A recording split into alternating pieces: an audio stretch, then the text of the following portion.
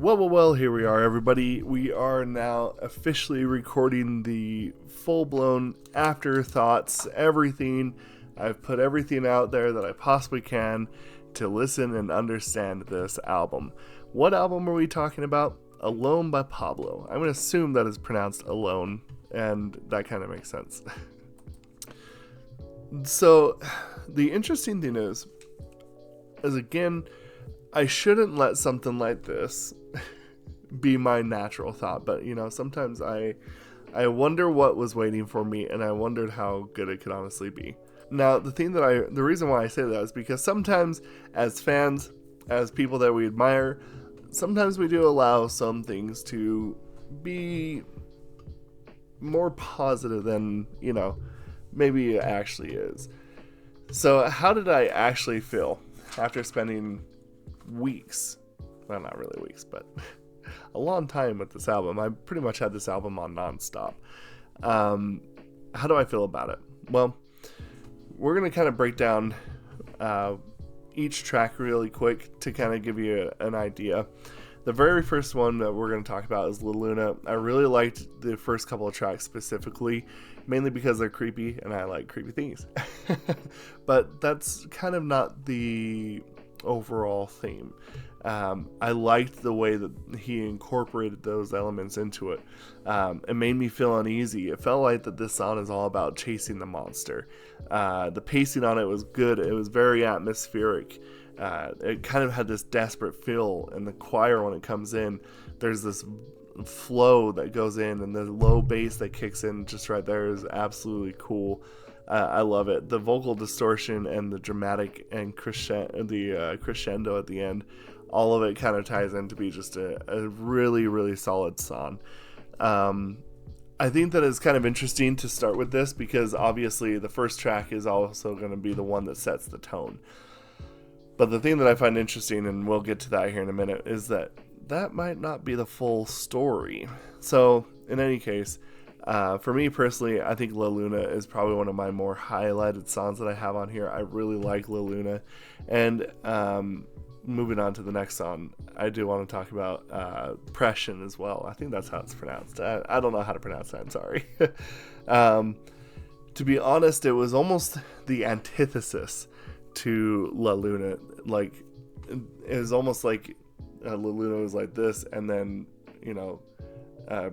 Pression is like this, and it just kind of fits into the middle. Whereas, like, it starts off slow, and then you get this big end, and then it quiets out at the end. Or, big in the middle, and then slow at the end.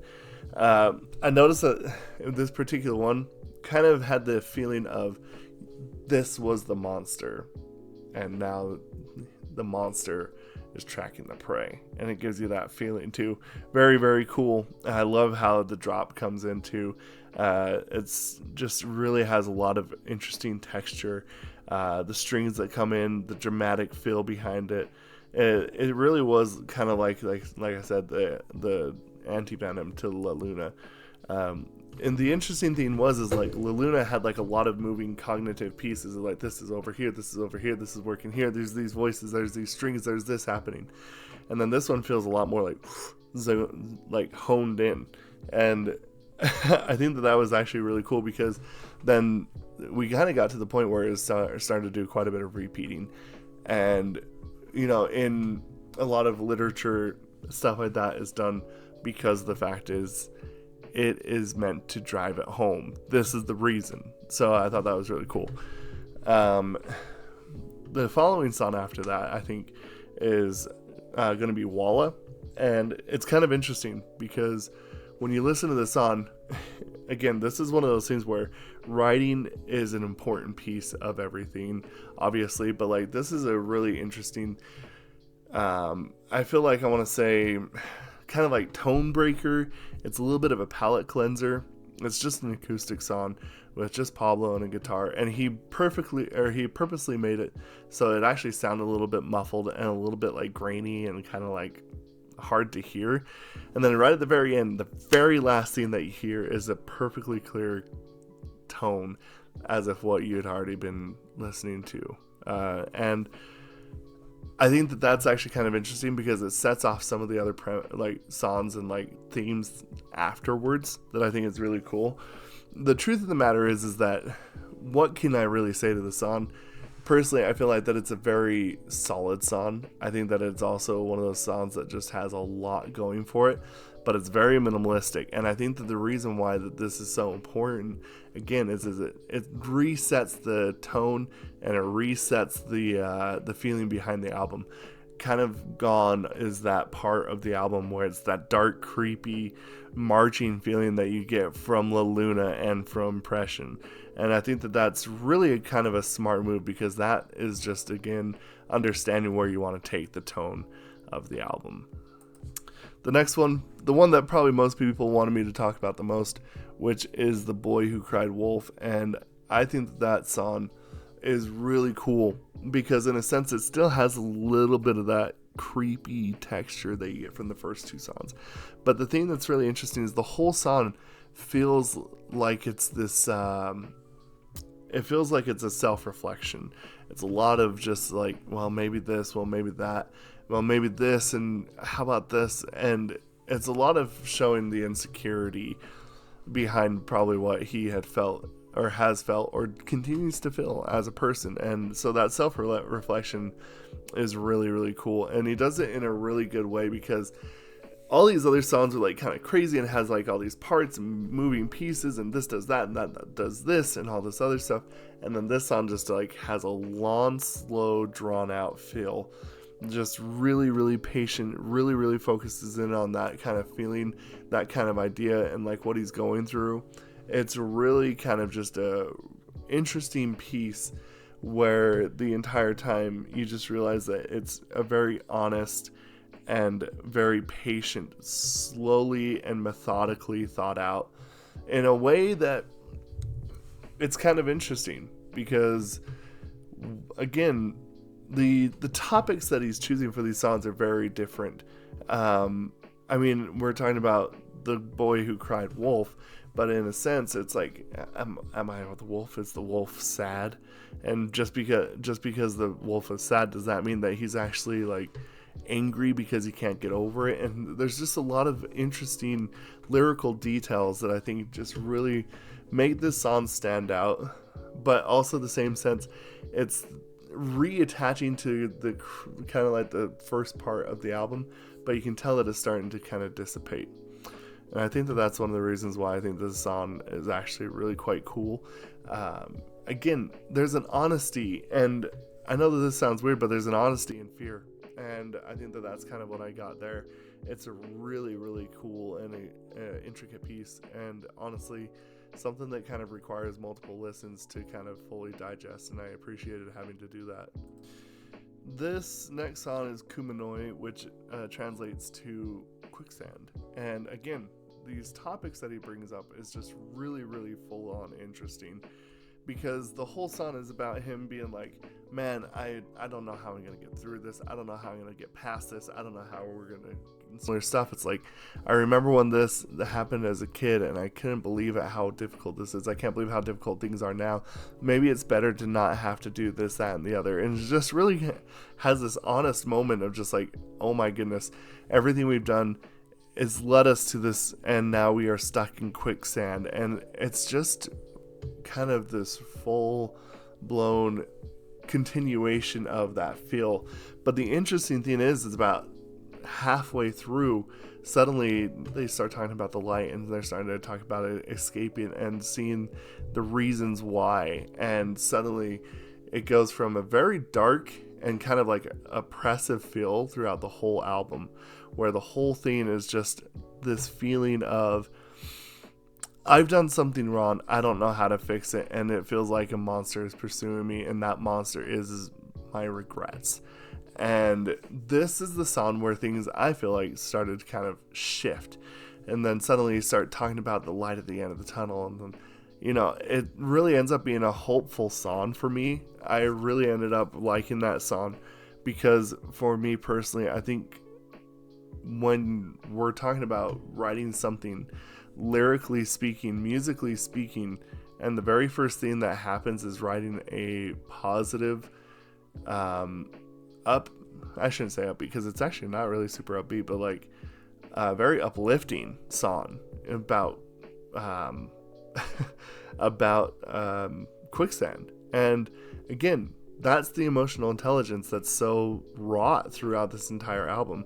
And I think the interesting and most important thing is just understanding that he understands himself, he understands his own situation, and he understands that, you know, this is not an easy thing to overcome. And just the fact that we can turn a topic like being stuck in quicksand into something positive is just, it's amazing. So anyway, the next song is Kalan, which is actually something that I find to be a bit of an interesting song because it's very minimalistic. What makes this song particularly good is there's a lot of tiny details in which you can pick up on and really kind of understand that even when something is minimalistic, you can really kind of really fill that that space up with these really intricate, well-placed, well-meaning pieces inside of a song.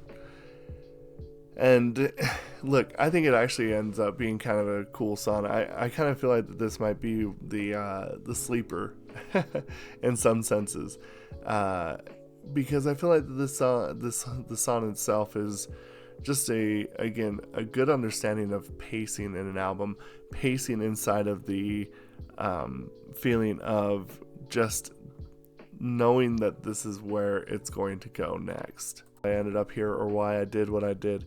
And it's interesting because that's how most of us feel, you know, when there's a moment of quicksand in life.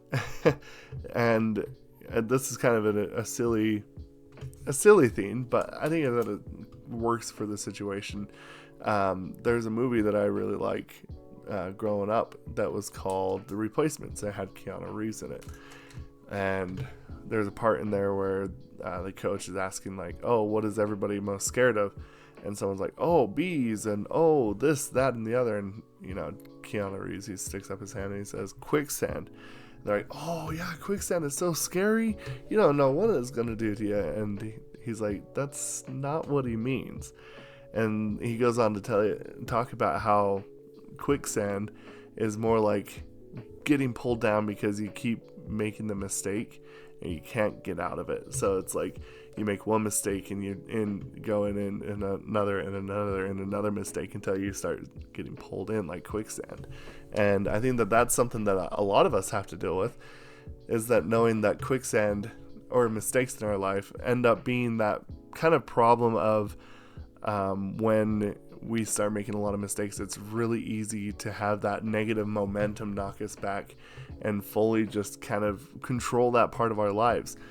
But the thing that's interesting is after he kind of starts explaining all this and he starts talking about all this stuff and these feelings that he talks about, like, you're not worth it, you're not this, you're not worthy, you're not able to, there's no way, all this stuff that we always do to ourselves.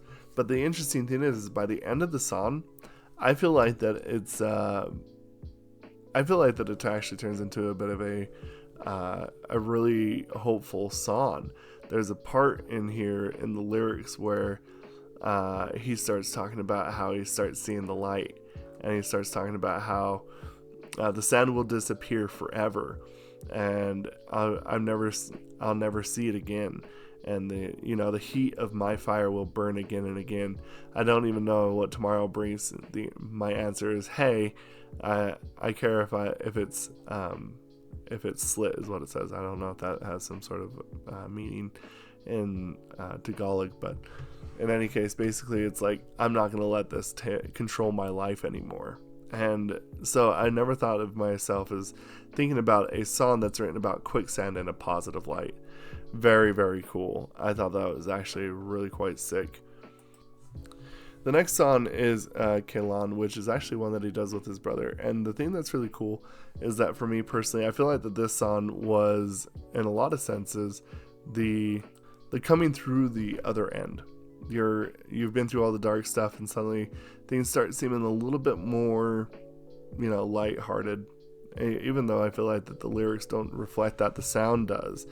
And I feel like that's one thing that I find to be kind of interesting, is just the way that he wrote this song, I'm assuming with his brother as well, that there's a lot of really cool moments in here. I wanted to read this, and it says, will I be at peace? I guess I'm no longer the bet since childhood. Chase my brain that likes to wander. Yesterday has never passed. I don't even know if there's a tomorrow. Trying to grope in the flesh when there's no cure. Darkness became a best friend and light is a secret. Try to find out attitude. Look in the mirror. Well, now what do I do? It's like a knife. How do you face your fear if you look in the mirror and you're still smiling? And, you know, honestly, I think that's kind of like that idea of like, you don't know what's wrong, but you don't know how to, like, your body is kind of numb to how it should act, right? And his brother even brings it up like, I woke up from a deep sleep. Wait, is this a nightmare? I can't move my knees. I decided that I can't take a breath. It's like I'm drowning. I feel depressed. Every scream is just a whisper. Seems like no one can hear my moans. And we know that he is the culprit in everything and that he happened to us, despite all my thoughts and regrets. And I feel like it's interesting because in a sense that he wrote this as a prayer in a lot of senses. And again, this is one of those scenes where by the end of it, this is a positive song. And it actually has like some really, really deep lyrics that ended up just created this kind of masterpiece in, you know, in lyrical writing. And I like that he does that throughout. So this song is one that I actually have to say it had to grow on me. I didn't really care too much for the song the first couple times that I listened to it, but by the end of it, I kind of understood exactly how I felt. So yeah, and that's how it feels. And then the interesting thing is the final track. I'm not going to really talk about the intro. The intro's cool. There you go. It sounds really nice. It actually is a really good outro. Drowning in the water. Now, the interesting thing is, and it's something I kind of said when I was doing the full listen through, is this thing is really well rounded. You got a lot of different music and a lot of different topics and a lot of different themes and a lot of different writing aspects and a lot of different perspectives and like things that maybe you haven't really thought of before, but it's like suddenly this new cool interesting theme. And then you get to Drowning in the Water, that suddenly is the crystal clear line. You can understand it. And I'm not saying language wise, I'm talking about it's simple and it's pure. And suddenly it's like he went through all of this, and this is all the thoughts, this is all the crazy things that happens in his life, and he's just reflecting, and his brain is just completely in disarray, and then boom, we get to the spot and suddenly crystal clear. And I loved that because in a sense I think that is one of those moments where you realize that as you're listening to this album, you're like, oh, this is why track placement matters. It does. And I think that's what's really cool about this, because now you get to the end and it's something that's just a nice acoustic piece that has some really good writing in it, and it's really, really solid. And I think that it's an interesting way to start off and keep having these tracks that are chaotic and more chaotic and more chaotic until you get to the end that is simple. And that's really cool. I really appreciate that. So yeah, really, really cool. I kind of have a rule where I don't like to pass these out too much. The truth of the matter is that after I did my math, there was just an overwhelming vote. Is this a perfect album? It's pretty close. I really have high hopes for the next one, because next I will be doing Nola, and if it's as good as this one, then he's got a pair of really, really good albums here. And I'm not trying to blow smoke up anybody's behind, or I want to be as honest as possible, and sometimes that means I might say some stuff that you might not like, especially when it comes to album reviews, because I want it to be as honest as possible. This is phenomenal. Looking at this, honestly, I don't think that I could actually give this anything other than a 5 out of 5. I don't think that there's any way. The atmosphere behind it, the topics, the songwriting, the pacing, the track list entries, the whole shebang. It's totally, absolutely a 5 out of 5. It's a no skip, 100%. Again, is it a perfect album? Whew, honestly, it might be one of the most, it might be one of the closest ones, yeah. And, the interesting thing is like, the last album that I gave a 5 out of 5 to was IU's newest album, The Winning. And the interesting thing is that because that album itself had such a powerful song, that it really raised a lot of the other songs, which I also did like. But in a lot of senses, this was extremely consistent, way more consistent than most of the albums that I actually listened to on this entire channel. There's so much that's going on here, and I just absolutely love how it all comes together. It's very well tied. So this is not to blow up anyone's ego or blow up smoke up anybody's hide, but this absolutely is a 5 out of 5. I really have to say that this is a phenomenal atmospheric masterpiece. Really cool. I think the next album has a lot to live up to. So anyway, that's my personal take on this. I mean, I have been spending so much time listening to this. It's crazy. And trust me, if you haven't listened to it, do it. Go and do it. It is it's an experience. It's an experience. That's all I can say. So, in any case, let me know what y'all think about this, and we'll discuss this down in the comments below. Thank you, and goodbye.